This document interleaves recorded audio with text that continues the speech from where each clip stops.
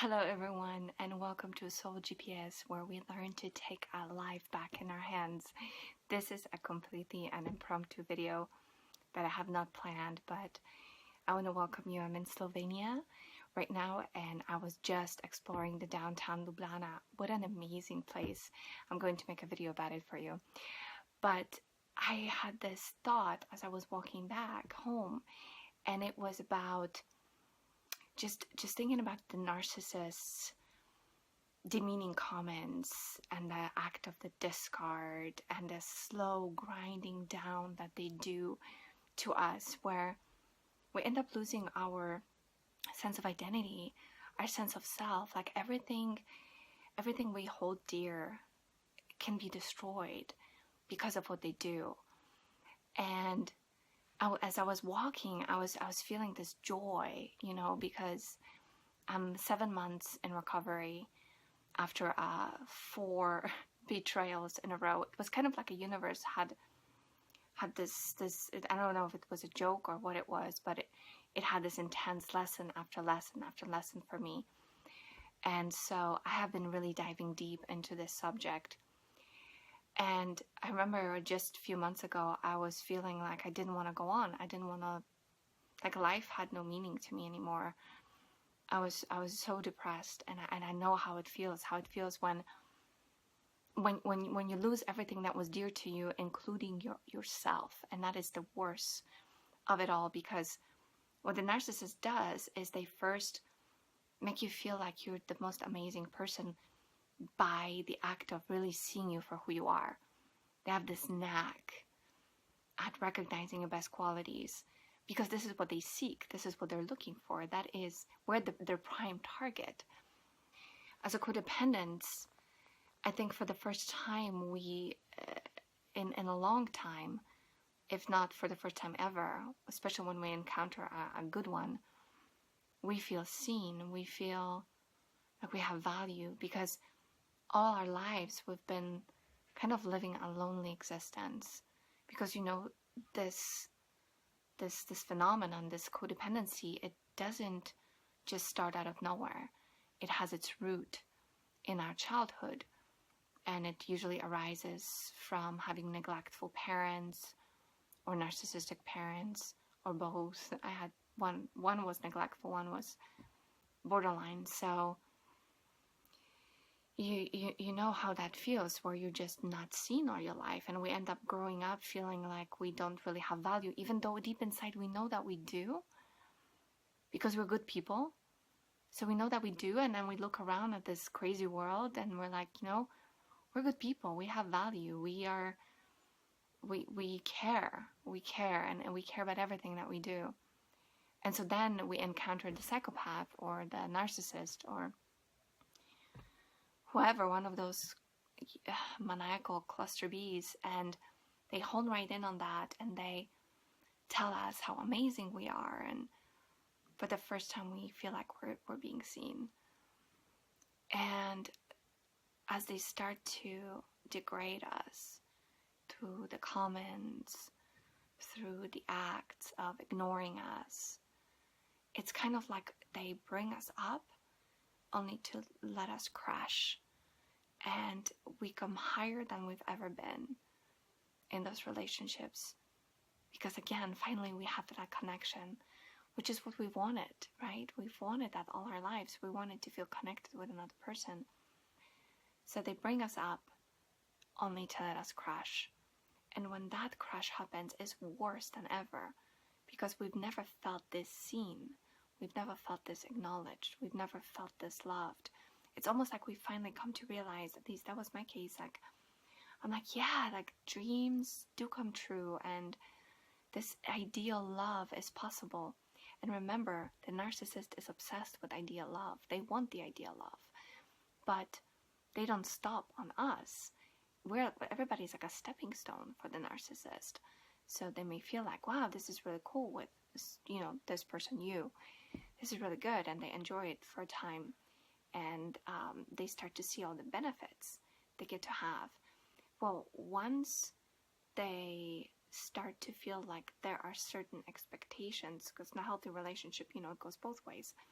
like we expect of them also to be there for us, then they start to lose interest, because, you know, it's not the ideal movie love for them anymore, because in the ideal movie love, the fantasy, all they do is take, and all they are is catered to, right? So a healthy relationship doesn't have any existence in the reality of the narcissist, because the narcissist is really the only person in the relationship. It's a relationship of one, not of two. Remember that.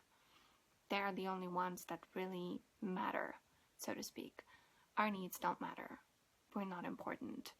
We're there to provide. And this is how we've always been doing this, right?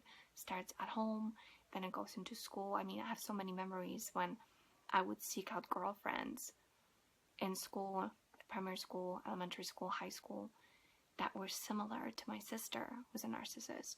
You know, because I was looking for that validation, I was looking for that love. It was the repetition compulsion at work. I made a video about that. Check it out. Repetition compulsions. It's a fascinating phenomenon that definitely plays a huge role. We're trying to finish the job, the unfinished job that our parents or our siblings, you know, never gave us what we wanted, what we needed, which was acknowledgement, which was a hug, which was to just love us in the simplest of ways, right? We never got that. So we ended up seeking that after we flew out of the nest, constantly on the look. Our subconscious was like an empty vessel that was always leaking water, and we were looking to fill ourselves, and we never quite could, because the only way to fill ourselves is to first seal the vessel so it doesn't leak anymore, and fill it with our self-love. So it's a completely different work that we need to be doing.